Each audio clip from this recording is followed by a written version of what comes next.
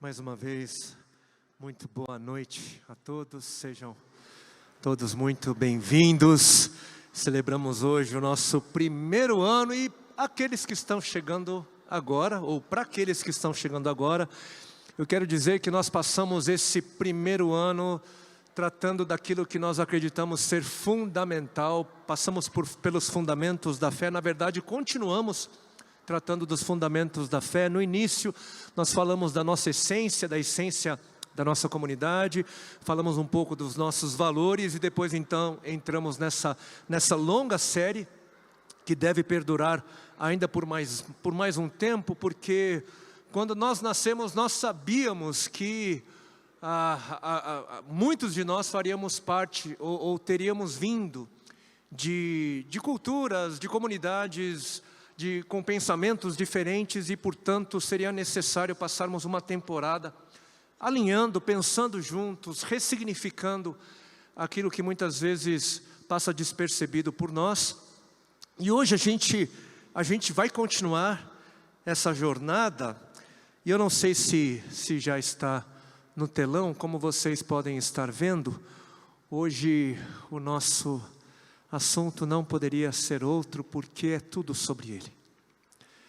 É tudo sobre o nome que é acima de todo nome, é tudo sobre Jesus. É por isso que nós reunimos, é por isso que nós, domingo após domingo, encontro após encontro, é a Ele que nós buscamos, é a Ele que anelamos, que é dEle que precisamos, é dEle que dependemos, é tudo sobre Ele. E por isso, responder a essa pergunta, quem é Jesus, é de importância sem igual.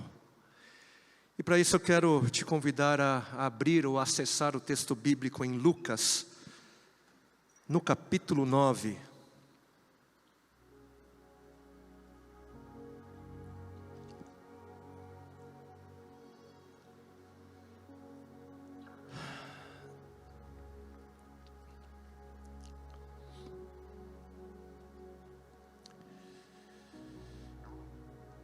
Lucas capítulo 9, nós vamos ler a partir do versículo 18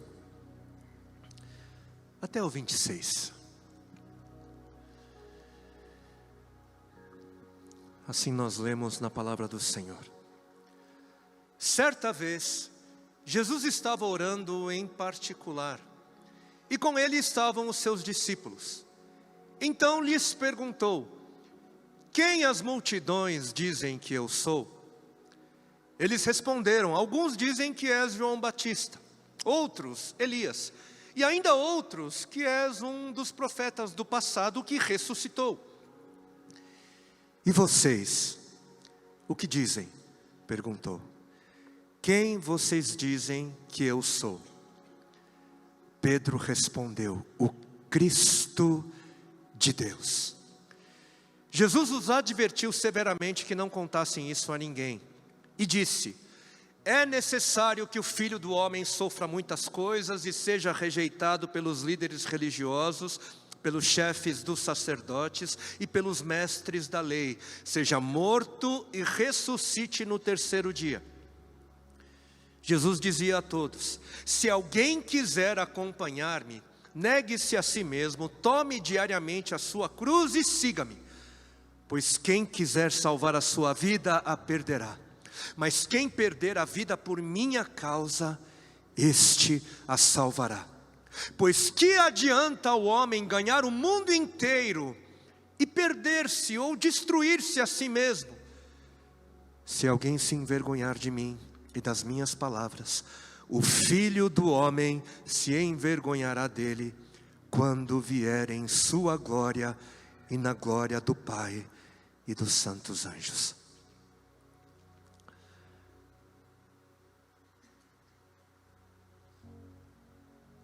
Senhor, mais uma vez, dá-nos ouvidos para ouvir a Tua santa voz. Dá-nos ouvidos, Senhor, para ouvir o sussurrar do Espírito. Dá-nos ouvidos, Senhor, para ouvir o bradar, o rugido do leão, Senhor, da tribo de Judá. que padeceu no nosso lugar naquele madeiro, mas não permaneceu morto, mas ao terceiro dia ressuscitou, e um dia haverá de voltar, para a glória dele, para a glória do nome que é sobre todo nome, e no nome que é sobre todo nome, nós assim oramos, no nome do Senhor Jesus. Amém. Amém. Amém. Quem as multidões dizem que eu sou? Foi a pergunta do Senhor. O Evangelho segundo Mateus, capítulo 16, vai complementar a pergunta de Jesus: com quem os outros dizem ser o Filho do homem? Assim nos conta Mateus. E Filho do homem foi o termo que Jesus mais usou para falar de si mesmo, o termo mais usado. E essa pergunta que o Senhor fez aos seus discípulos não foi uma pergunta casual, uma pergunta sem intenção. Não foi o tipo de pergunta que alguém faria por curiosidade ou por vaidade. Quem as pessoas dizem que eu sou? O que elas pensam de mim? Não. Se nós prestarmos atenção nos escritos da Bíblia, de Gênesis a Apocalipse, nós vamos chegar à conclusão de que se existe uma pergunta mais importante a ser respondida, é essa: quem é Jesus? Quem as pessoas dizem que eu sou? Ou melhor, quem você diz que eu sou? Se existe uma pergunta a ser feita, se existe uma resposta a ser buscada, essa é a grande pergunta, essa é a grande resposta a ser buscada de todas as nossas forças, de todo o nosso coração e de todo o nosso entendimento. Jesus não perguntou e pergunta isso para você de forma casual, sem compromisso, mas Ele pergunta com todas as intenções possíveis: quem sou eu para você? Porque na perspectiva cristã, no entendimento cristão, tudo que é mais importante depende dessa resposta. Tudo que é mais sagrado, tudo na vida, tudo no presente, no futuro, o estado eterno do nosso ser, a sua eternidade depende dessa resposta, depende da sua resposta. Quem você diz ser Jesus? E todo mundo tem uma resposta para essa pergunta. Todo mundo tem, verbalizando a resposta ou não, de forma consciente ou não, a sua vida responde.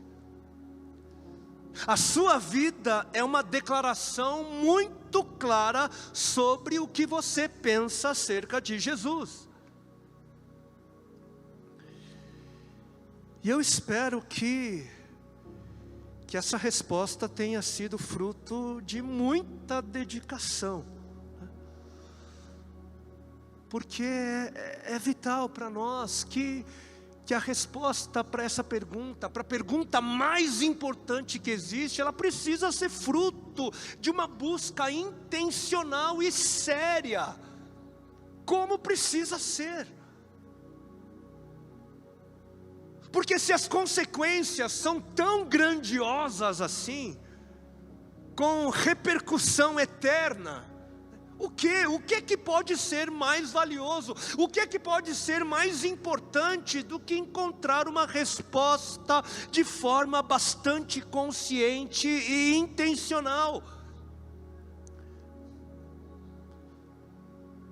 eu acho que seria mais do que razoável, uma busca incansável pela resposta.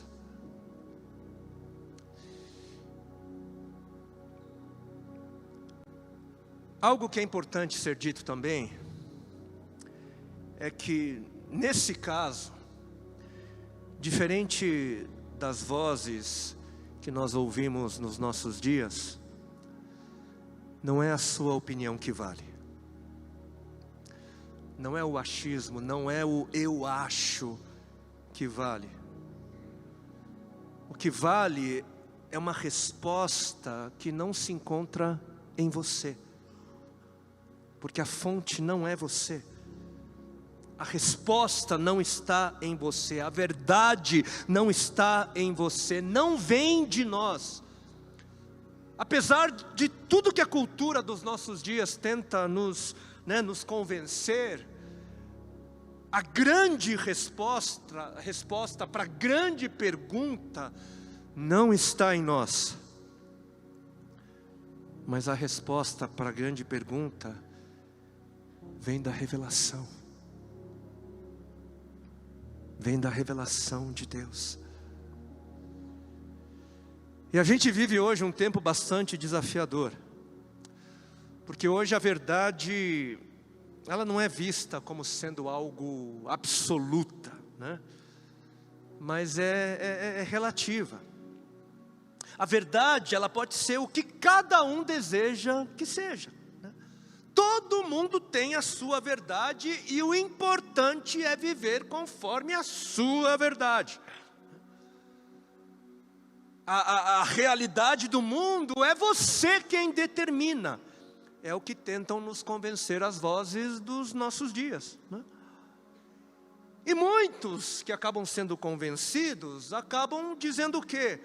Sou eu quem defino quem eu sou. Sou eu quem defino o que sou, o que a realidade deve ser, porque a verdade sou eu, está em mim. Só que a humanidade, ela foi agraciada por algo que nós chamamos de razão, de inteligência. Nós temos uma mente capaz de pensar, de juntar as peças. A Bíblia, ela diz que nós devemos buscar a Deus com toda a nossa capacidade mental, que foi dada por Ele, é presente dEle.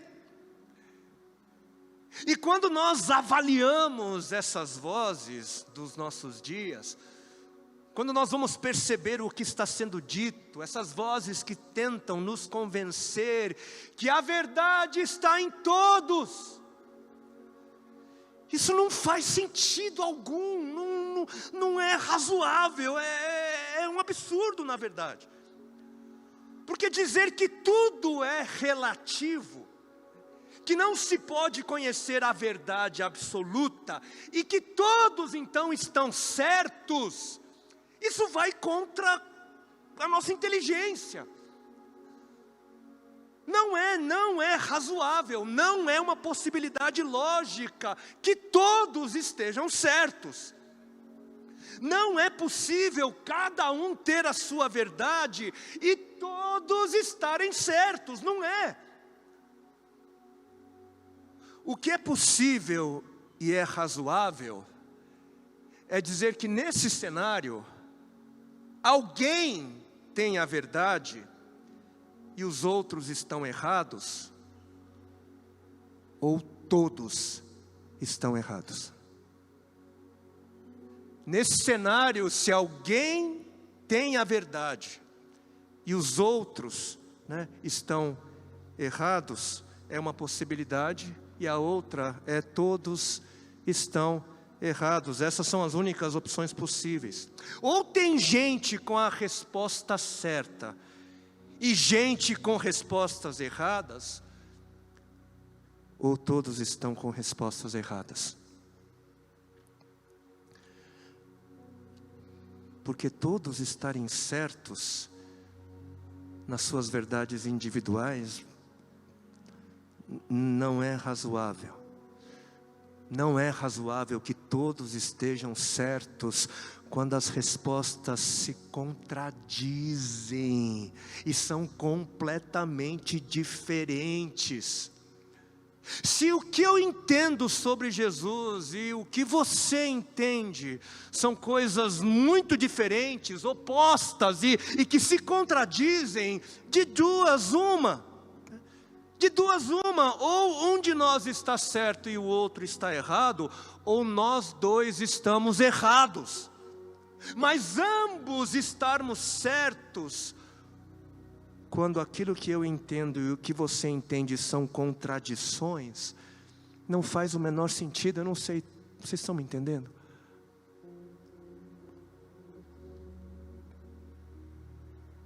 Quem você diz Jesus ser? Quem é Jesus? E por favor, preste atenção. A pergunta não é quem é Jesus para você. A pergunta é quem é Jesus? Qual é a verdade absoluta e não relativa? Quem a revelação de Deus diz ser Jesus? De Gênesis a Apocalipse, essa é a grande pergunta que a Bíblia busca responder. Essa é a grande revelação. E pasmem, porque na grande revelação não está escrito que todos os caminhos levam a Deus. Na grande revelação não está escrito que todos estão certos e que no final vai acontecer conforme o que todo mundo imagina que vai ser.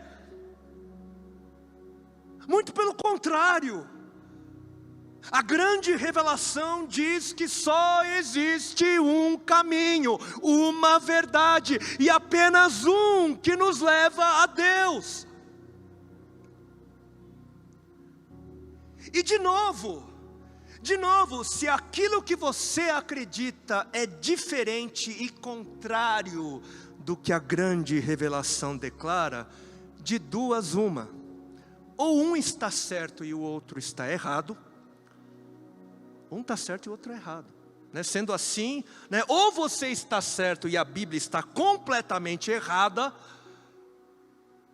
ou você está errado e a Bíblia está certa, ou se não, está tudo errado. Essa é a conclusão. Porque todos não podem estar certos diante de declarações que se contrariam, que são opostas. E quem as multidões dizem que eu sou? Eu vou citar algumas das vozes da multidão, as principais. Depois do cristianismo, a segunda grande confissão de fé da humanidade é a confissão islâmica. Calcula-se mais ou menos 1,9 bilhões de muçulmanos no mundo. E o islamismo, inclusive, através do Alcorão, faz declarações sobre Jesus. O Alcorão fala de Jesus. É dito que Jesus foi um homem santo, nascido de uma virgem, que fez muitos milagres, que curou pessoas, que ressuscitou pessoas, multiplicou alimentos e que era um profeta enviado por Deus, o Messias de Deus. E até que a gente tem bastante coisa em comum com os muçulmanos. Só que existem contradições também, declarações contraditórias. Porque é dito que Jesus não foi concebido pelo Espírito Santo, mas pelo anjo Gabriel. É dito que Jesus não foi crucificado e morto numa cruz romana. É dito que Jesus não pode ter sido filho de Deus, porque Alá não é homem. E por isso não é possível um vínculo biológico entre o Criador e a criatura. E é dito, é falado enfaticamente, que seria inadmissível, segundo o Alcorão, que o Messias fosse adorado como Deus. porque existe apenas um Deus, Alá, e Maomé é o seu profeta. Depois da grande confissão da fé islâmica, a gente tem a terceira grande confissão, que é um ajuntamento, né, de algumas confissões, como o agnosticismo, né, o secularismo, o ateísmo, né, e outras confissões não religiosas. A gente está falando de quase 1,2 bilhões de adeptos, né? E o que essas confissões dizem é que não dá para saber quem foi Jesus. Se ele foi uma figura histórica, se ele foi um mito, né, se ele foi ou não um líder religioso importante. Apesar de que alguns chegam ainda a dizer que ele foi um professor importante, né, para a construção da ética e moral, né, e da moral humana, né. Mas outros vão dizer que Jesus é digno de ser ignorado por ser irrelevante para mentes libertas, né? Falam que milagres nunca foram feitos por Jesus, que mortos nunca voltaram a viver e que, claro, Jesus não poderia ser Deus, porque afinal de contas Deus não existe. Depois a gente tem, em quarto lugar, né, de adeptos no mundo, a gente tem a confissão hinduísta, né, com mais de 1,1 bilhão de pessoas. E para os hinduístas, Jesus foi um bom guia espiritual, uma pessoa respeitável, né, digna de admiração por causa da sua mensagem de paz, de amor, né, de fraternidade. Alguns até acreditam que Jesus foi uma espécie de avatar, né, um tipo de encarnação, né, do divino, como foi Krishna ou Rama, né, Rama, dentre outros, né? E sendo que existem mais de 33 milhões de divindades no hinduísmo, Jesus seria mais um dentre milhões e milhões, e não o único e sublime Deus. Aí nós temos os budistas, com mais de 500 milhões de seguidores, né, para quem Jesus foi, né, uma pessoa iluminada, um líder espiritual, né, não criam na ressurreição de Jesus, mas creem no ciclo, né, de renascimentos, né, que nascemos, morremos e renascemos. Apesar da Bíblia dizer categoricamente que existe uma só vida e que depois da morte vem o julgamento divino. E por último, apesar de serem uma minoria, né, diante desses números exorbitantes globais, nós temos a confissão judaica, com cerca de 15 milhões de pessoas, né? E como a gente sabe, o judaísmo não reconhece Jesus como Messias esperado, e a ideia de que Jesus teria sido filho de Deus ou uma expressão de Deus na terra não é compatível com essa confissão. E ainda alguns vão dizer que Jesus, ele foi um falso profeta e que teria liderado muitos, levado muitos ao engano. Um grande homem, um grande líder, mas nunca, jamais a expressão de Deus. E quando nós avaliamos, quando nós ouvimos e avaliamos as vozes, aquilo que as multidões dizem sobre quem é Jesus, a gente consegue perceber algo incomum nas falas. A maioria concorda que Jesus foi um homem, foi um ser humano.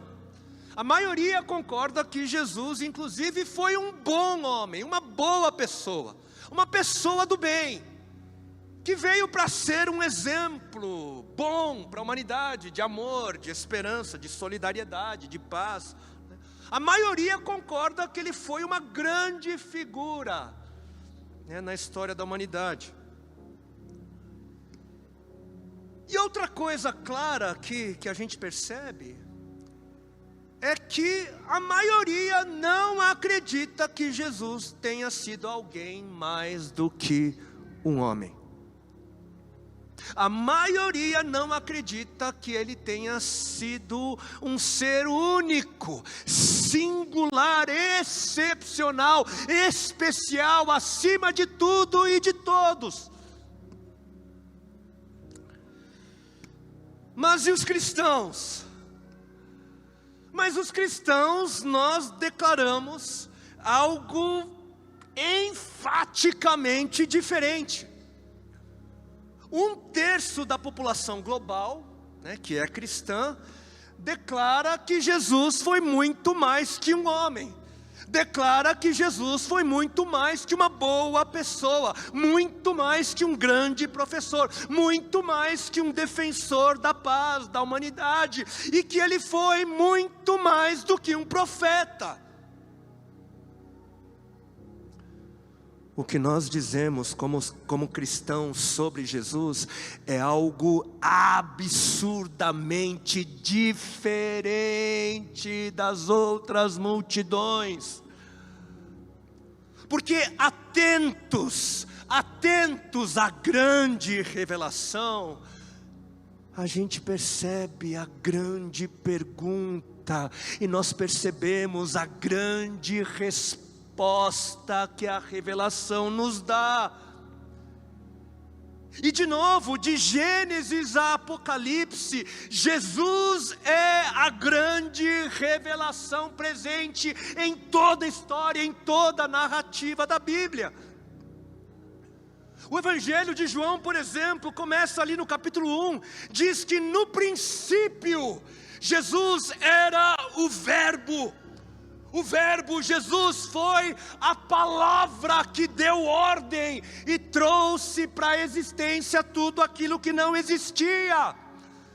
No princípio, Gênesis capítulo 1, quando Deus disse haja, Jesus estava presente e envolvido na criação. Tudo que foi criado por intermédio de Jesus.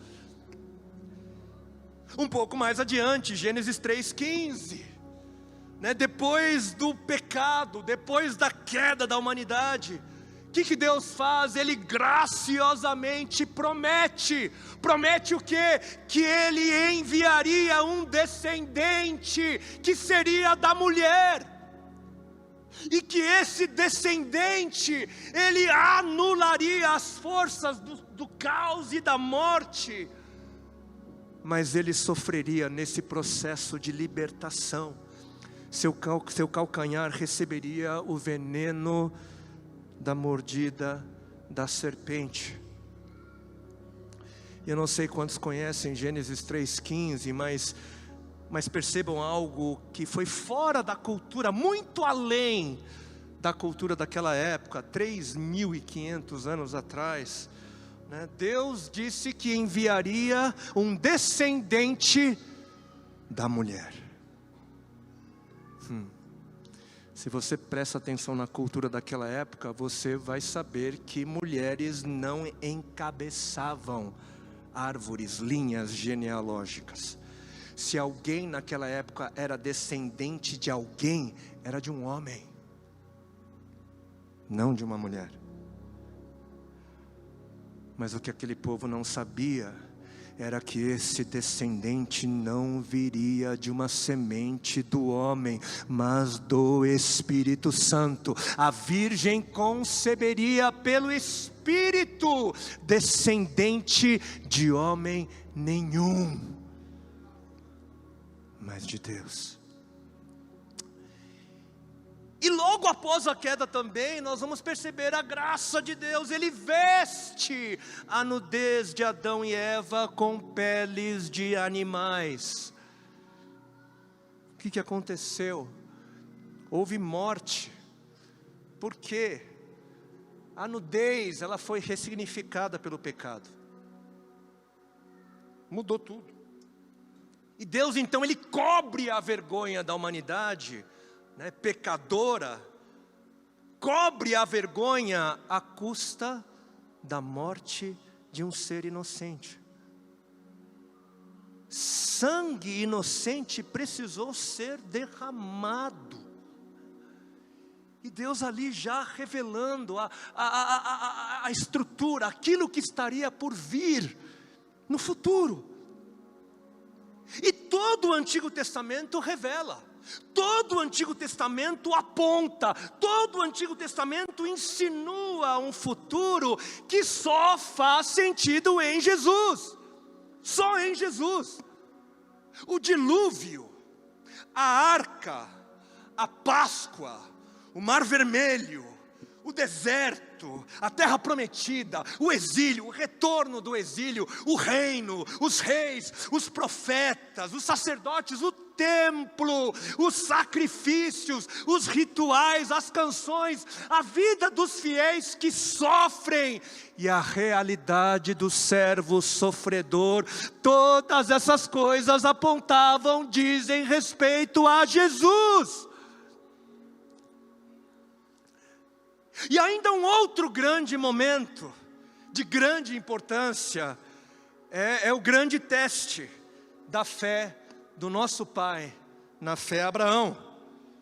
Gênesis 22, 2, um texto bastante conhecido.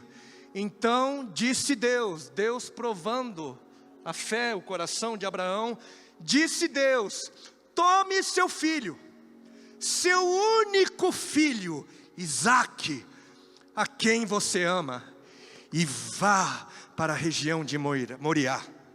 Sacrifique-o ali como holocausto num monte, num dos montes que eu lhe indicarei. Tem gente que acha esse texto um absurdo. Que Deus é esse que exige de alguém sacrifício humano? Mas a gente sabe o final dessa história, né? E como é importante nós entendermos para o que esse episódio aponta. Quando você entende isso, muda tudo. Muda tudo. Porque quem era esse filho? Quem era esse único filho amado pelo Pai? Ele era a descendência de Abraão. Ele era a esperança do mundo. Porque Deus havia prometido que faria da descendência de Abraão numerosa e abençoadora. Todas as nações seriam abençoadas. Todas as promessas de Deus dependiam deste filho amado. E se ele fosse morto, se ele fosse sacrificado, Deus então teria de fazer algo que ainda não tinha sido visto até aquele momento da história. Deus ia ter de trazer ele de volta. Para cumprir a promessa de abençoar o mundo, Deus teria de fazer algo inédito até aquele momento, ressuscitar um morto. E eu não sei quantos aqui percebem nos detalhes, o filho amado e único seria sacrificado em um monte, mas não em qualquer monte. Não. Por quê? Porque naquele monte, nada menos do que a cidade de Jerusalém seria fundada no futuro. E tem mais. Esse filho unigênito de Abraão, enquanto ele subia o monte, ele teria de carregar a madeira que o mataria, que faria parte ali do sacrifício, para o lugar do sacrifício expiatório, ele levaria e subiria o monte.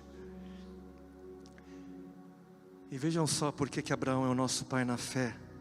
Abraão, ele surpreendentemente, ele acreditou.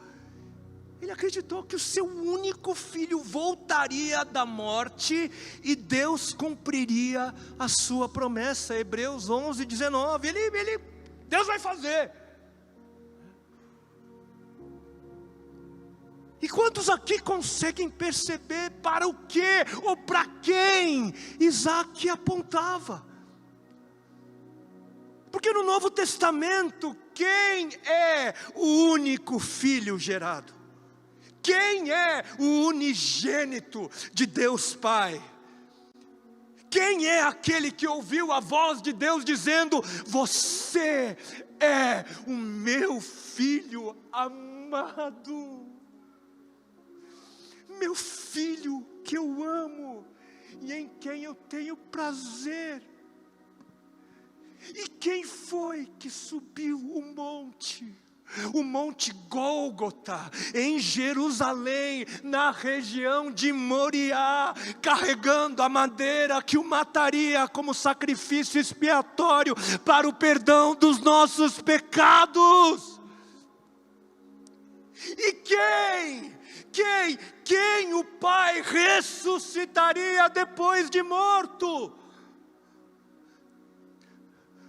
Tome o seu filho, o seu único filho Isaque, que te faz sorrir, a quem você ama, e vá para a região de Moriá, sacrifique-o ali como holocausto, num dos montes que eu lhe indicarei. Não era só para Abraão que Deus estava dizendo isso, era para a realidade futura. Deus livraria Abraão de ter de matar o seu próprio filho como prova do seu amor por Deus. Mas Deus não livrou. Deus não livrou o seu amado unigênito. Deus não livrou Jesus da morte naquele monte, naquele madeiro. Para quê?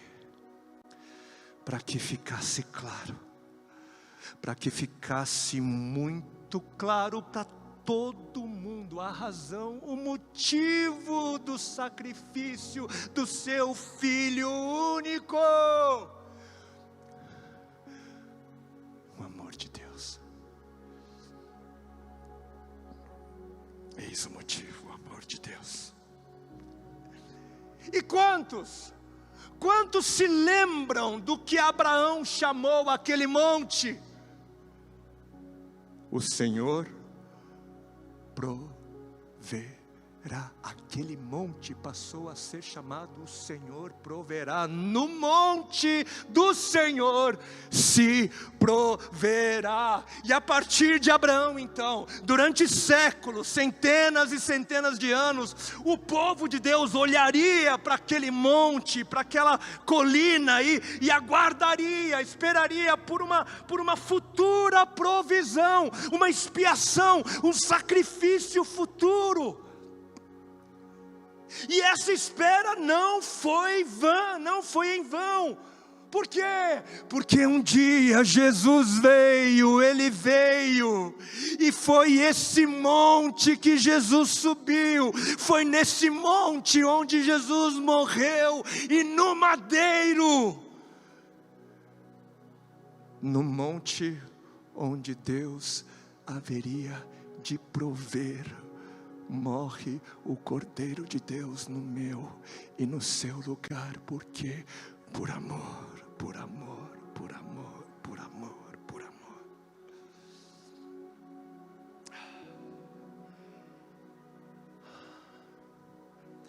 É claro que eu não conseguiria, não seria possível esgotar tudo o que se pode dizer sobre Jesus numa noite, né? Numa fala. É por isso que a gente vai continuar. Nós vamos aqui continuar falando sobre Ele, domingo após domingo, encontro após encontro. É tudo sobre Ele, é tudo para Ele.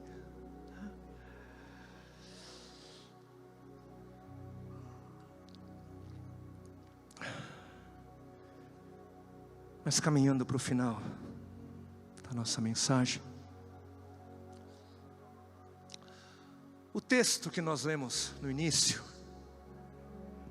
que vem para nos contar esse episódio de Jesus, né? Perguntando para os discípulos quem eles diziam que ele era. Além de Lucas, né, que a gente leu há pouco, Mateus e Marcos também registraram esse mesmo episódio.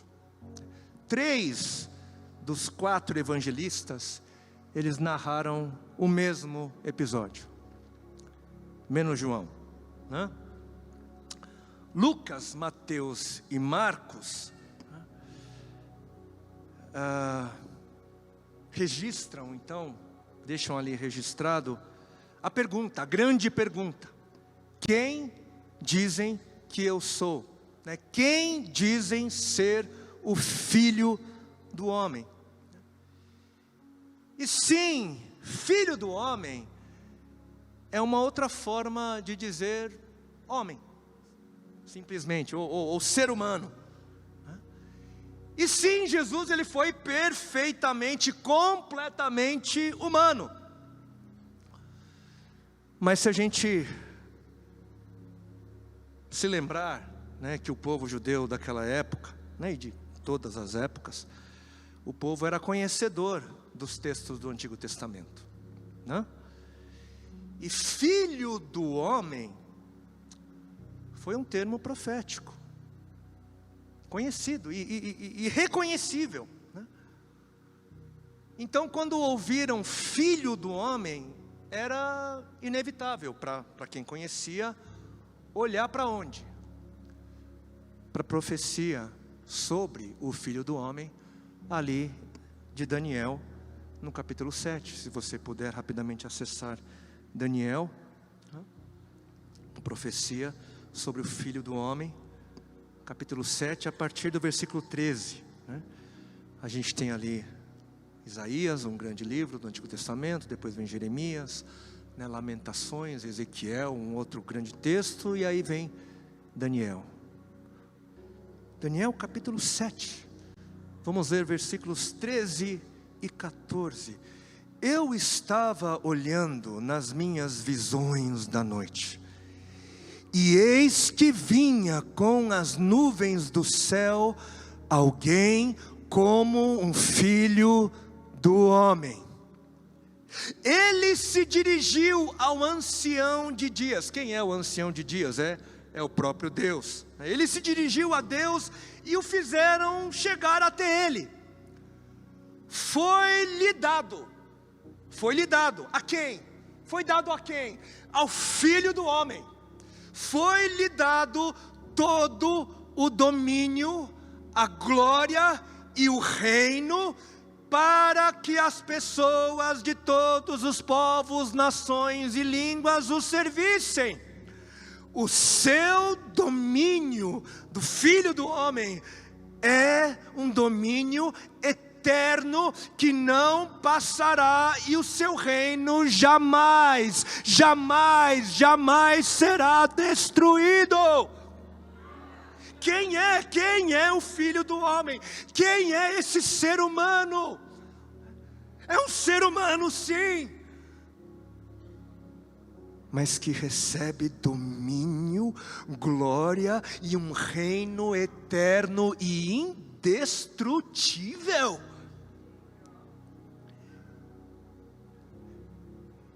E se Lucas, Mateus e Marcos registraram a grande pergunta, né? Quem seria o Filho do Homem? João, ele vem e responde de forma enfática, né? Quem ele era ao longo da sua versão do Evangelho.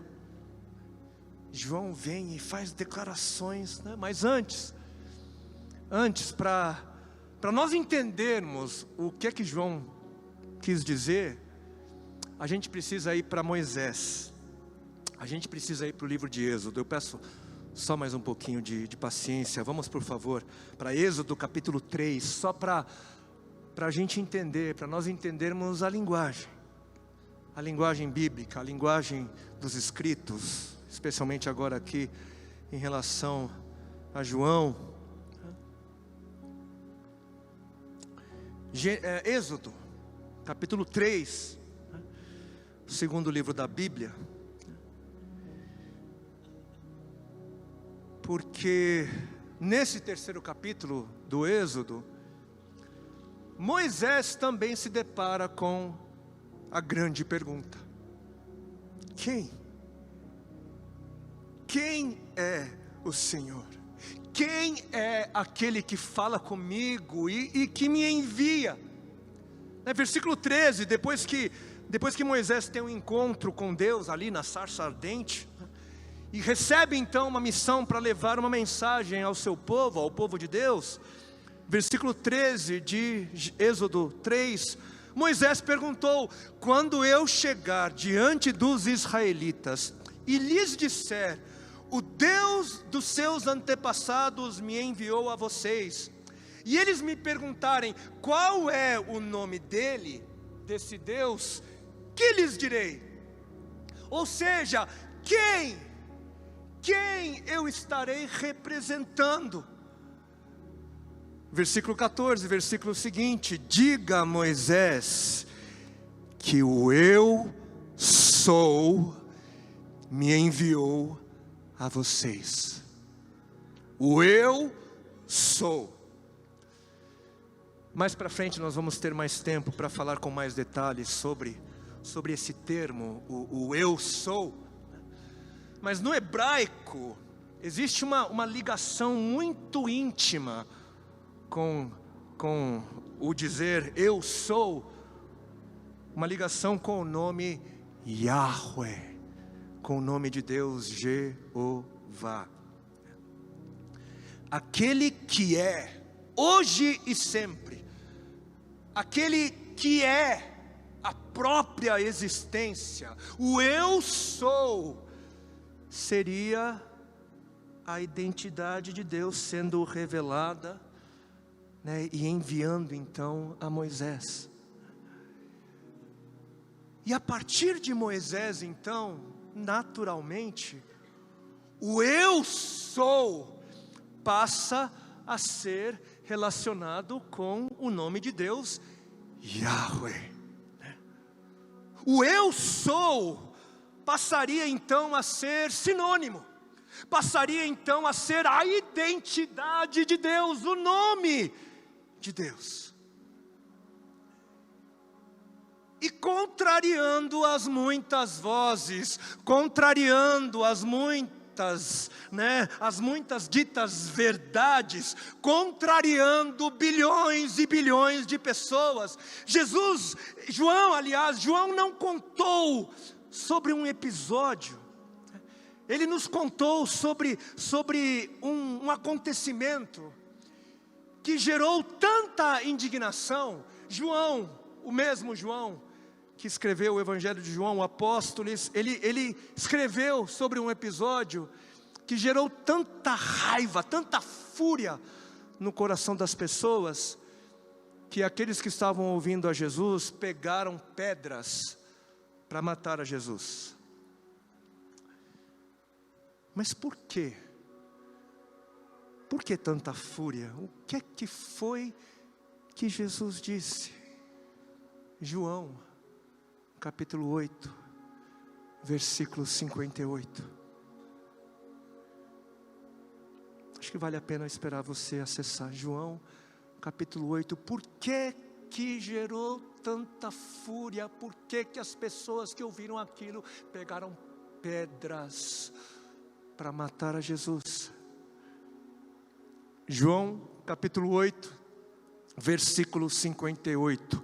Respondeu Jesus: eu lhes digo a verdade, antes mesmo de Abraão nascer, eu sou. Eu sou o que sou, eu sou o Deus de Israel, Yahweh. Jesus, esse mero mortal, fatal. Jesus, essa pessoa boa e de grande moral. Jesus, esse grande professor e exemplo para a humanidade. Jesus, o defensor da paz, esse mero profeta, e igual dentre milhões e milhões, disse ser quem? Quem ele disse ser? Eu sou o caminho, a verdade e a vida. Ninguém vem ao Pai a não ser por mim. João 14:6. Eu sou a luz do mundo. Quem me segue terá a luz da vida. João 8:12. Eu sou o pão da vida. Aquele que vem a mim jamais terá fome, e quem crê em mim jamais terá sede. João 6:35. Eu sou o bom pastor, e o bom pastor dá a vida por suas ovelhas. João 10:11. Eu sou a porta, se alguém entrar por mim será salvo. João 10:9. Eu sou a ressurreição e a vida. Quem crê em mim, ainda que morra, viverá eternamente. João 11:25. Eu sou o alfa e o ômega, princípio e o fim, diz o Senhor Deus, o que é, o que era e o que está de vir, o Todo-Poderoso. Apocalipse 1:8. Antes de tudo, antes de tudo, antes de tudo,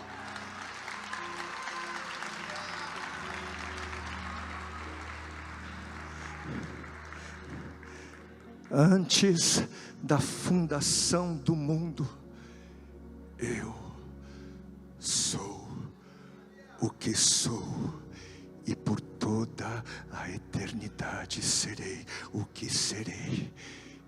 Quem é Jesus? Quem você diz que Ele é?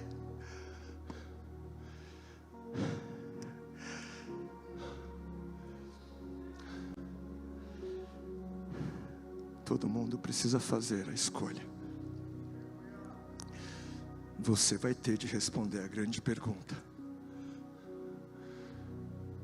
mas a quem você vai dar ouvidos? Você vai dar ouvidos a quem? Olha o que o Senhor disse: quem crer e for batizado será salvo, mas quem não crer, condenado. Marcos 16:16. Quem nele crê não é condenado, mas quem não crê já está condenado, por não crer no nome do Filho unigênito de Deus. João 3:18. Quem você diz ser Jesus? 2 a cada 3 pessoas no mundo dizem que isso não faz o menor sentido. 2 a cada 3 pessoas no mundo diz que Jesus está morto, que a cruz romana o matou, que não é possível ele fazer parte da Trindade Santa, se é que a Trindade existe, que ele não está sentado à direita do Pai, que nele não existe perdão para os nossos pecados, que nele não há esperança de vida após a morte, que Jesus não ressuscitou e ele nunca vai voltar. Mas diante de todas as vozes contrárias, baseados na grande revelação, baseados na verdade que cremos ser absoluta e não relativa. Nós somos aqueles que confessam, graças a Jesus, graças ao Filho de Deus, nós confessamos: creio em Deus Pai, o Todo-Poderoso, Criador do céu e da terra. Creio em Jesus Cristo, o seu único Filho, nosso Senhor, o qual foi concebido por obra do Espírito Santo, que nasceu da Virgem Maria, padeceu sob o poder de Pôncio Pilatos, foi crucificado, morto e sepultado, ressurgiu dos mortos ao terceiro dia, subiu ao céu, que está assentado à direita de Deus Pai Todo-Poderoso, de onde há de voltar para julgar os vivos e os mortos. Creio no Espírito Santo, na Santa Igreja Universal, na comunhão dos santos, na remissão dos pecados, na ressurreição do corpo, na vida eterna. Amém, amém, amém, amém. Cremos, cremos, cremos. Sim, cremos, cremos.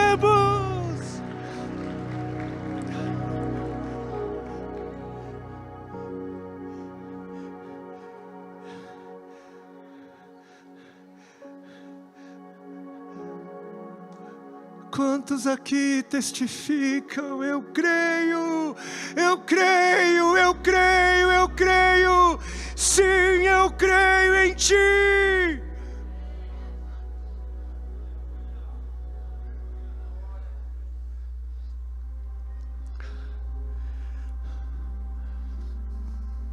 De novo, essas são as opções. Sobre quem é Jesus, ou você está certo, certa, e a Bíblia está errada, ou você está errado, errada, e a Bíblia está certa, ou todos estamos errados. Agora, eu e você, e todos os que pensam diferentes, estarmos certos é uma ilusão. É o grande engano das vozes do nosso tempo. Todos não podem estar certos.